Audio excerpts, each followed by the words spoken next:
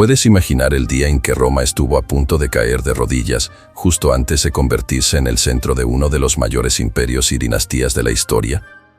En el siglo IV a.C., Italia era un verdadero mosaico de pueblos, ciudades y tribus que luchaban por su autonomía. Los romanos, decididos a consolidar su influencia, avanzaban cada vez más, enfrentándose a etruscos, samnitas e incluso galos en batallas que ponían a prueba su resistencia. Pero algo mucho mayor estaba por venir, y la tensión crecía como un volcán a punto de erupcionar. Durante mucho tiempo, Roma fue vista solo como otra ciudad-estado en expansión, pero sus victorias trajeron poder y prestigio. Las carreteras militares, como la Vía Apia, se convirtieron en arterias vitales para movilizar tropas rápidamente. Este control logístico permitía a Roma moverse con increíble agilidad, sorprendiendo a sus adversarios. Sin embargo, con cada nueva conquista, nuevos rivales aparecían, desconfiados de esta ciudad que no dejaba de crecer. Las ciudades griegas del sur de Italia, conocidas como Magna Grecia, tenían una cultura y ejércitos inspirados en la tradición helenística. Cuando Tarento se sintió amenazada por el avance romano, decidió pedir ayuda a un rey extranjero, alguien capaz de frenar de una vez por todas el poder de Roma.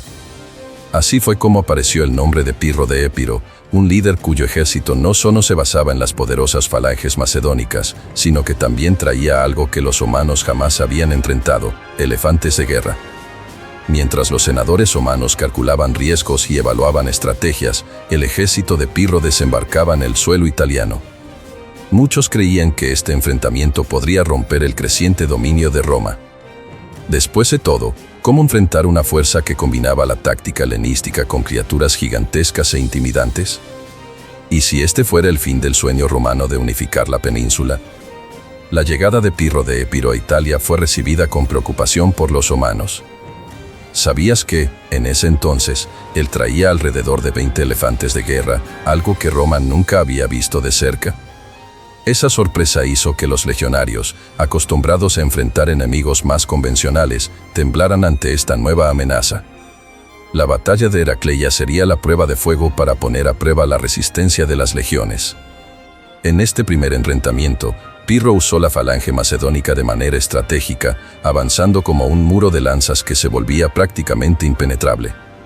El impacto psicológico de los elefantes fue devastador, sembrando pánico y confusión en las filas romanas.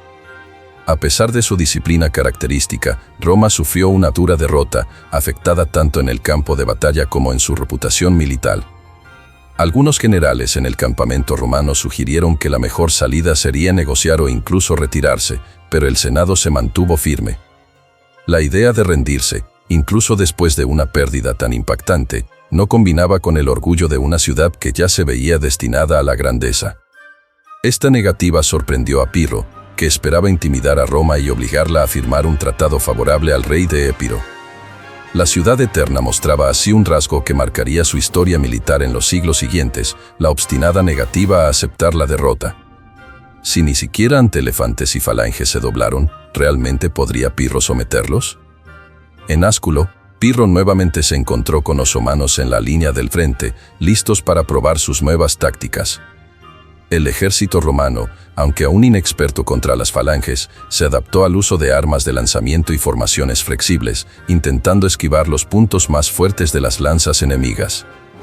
Aún así, Pirro logró la victoria, pero a un costo que nunca habría imaginado. Fue en este enfrentamiento donde surgió la expresión victoria pírrica, representando un triunfo con pérdidas tan grandes que roza la derrota.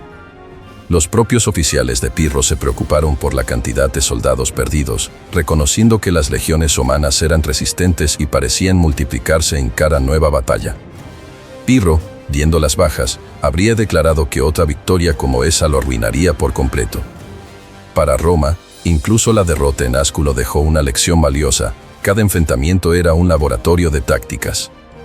La capacidad romana de aprender y reestructurarse rápidamente se convertiría en un arma poderosa en futuras guerras, incluso contra otros pueblos helenísticos. Esa resiliencia alimentaba la sensación de que, a pesar de haber perdido el enfrentamiento, aún no habían perdido la guerra. Si Pirro continuaba forzando batallas tan costosas, ¿cuántas victorias podría soportar antes de que su ejército se agotara por completo? La tensión crecía como una cuerda estirada al límite, y surgía la pregunta: ¿cuál sería el siguiente movimiento de un rey que comenzaba a ver las grietas en su propio plan de conquista? Mientras Roma intentaba levantarse, llegó a Pirro un pedido de socorro. Los griegos de Sicilia suplicaban ayuda contra los cartagineses, rivales que amenazaban su control sobre la isla. Emocionado con la idea de extender su poder, Pirro cruzó el mar para luchar en territorio siciliano. Su llegada trajo victorias iniciales y la sensación de que podría unificar las ciudades griegas contra Cartago. Sin embargo, la brutalidad y ambición de Pirro comenzaron a generar desconfianza. Imponía reglas estrictas y exigía tributos elevados, alienando a aquellos que prometió salvar. La falta de diplomacia socavó su apoyo local, convirtiendo antiguos aliados en adversarios desconfiados y listos para sabotearlo. Esta actitud acabó ratificando un patrón que Roma aprendería a evitar: conquistar sin ofrecer estabilidad puede ser un error fatal. En el futuro, al dominar regiones distantes, los romanos intentarían integrar élites locales y ofrecer ciudadanía a aliados fieles. Este cuidado de construir puentes fue crucial en el éxito de las campañas imperiales posteriores. Perdiendo apoyo en Sicilia, Pirro se dio cuenta de que su posición en Italia también estaba en riesgo. Era evidente que ser victorioso en múltiples frentes requería más que fuerza militar, necesitaba estrategia política y habilidad para gobernar. ¿Cómo gestionaría Pirro el cerco tan apretado tanto en Sicilia como en el continente? Regresando a Italia para un último intento, Pirro reunió sus fuerzas en busca de una victoria decisiva. Pero los romanos ya no eran los mismos soldados asustados de Heracleia. Ahora estaban familiarizados con las tácticas helenísticas y habían adoptado contramedidas contra los elefantes de guerra. La batalla de Benevento fue el hito que selló el destino de Pirro.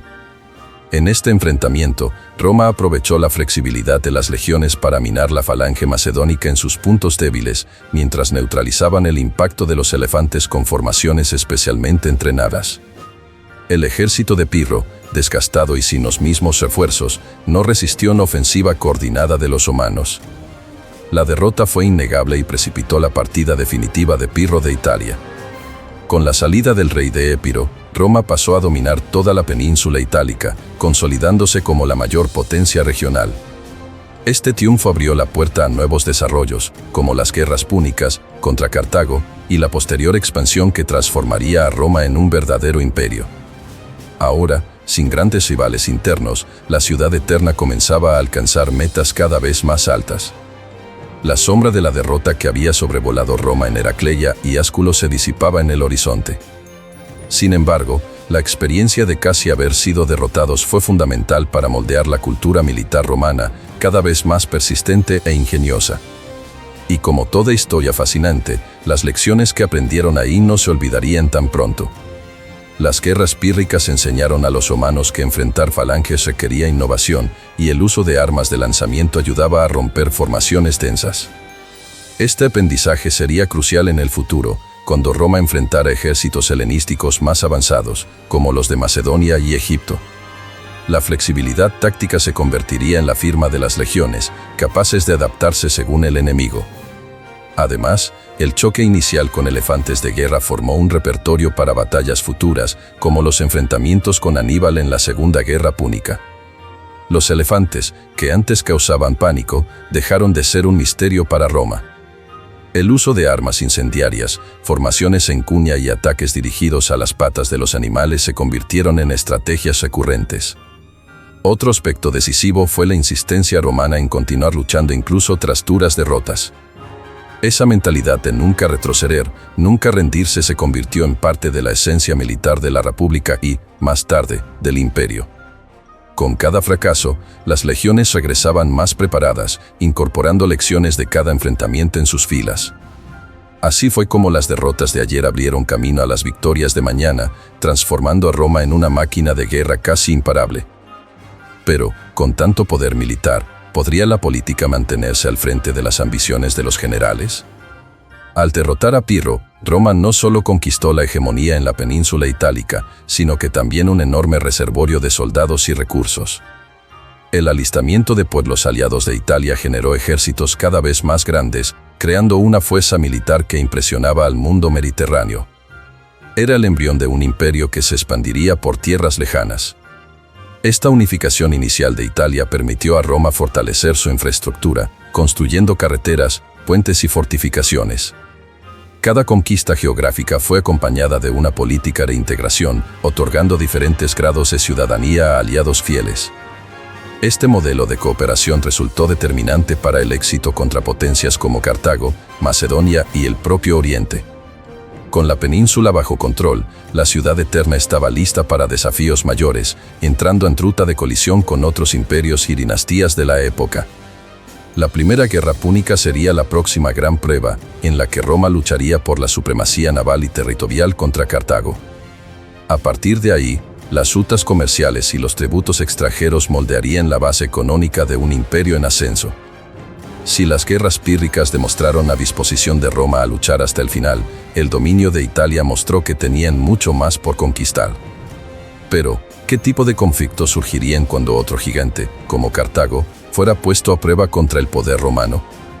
Con Pirro fuera del camino, quedaba un gran obstáculo en el Mediterráneo occidental: Cartago, una ciudad-estado rica y poderosa que controlaba las rutas comerciales marítimas.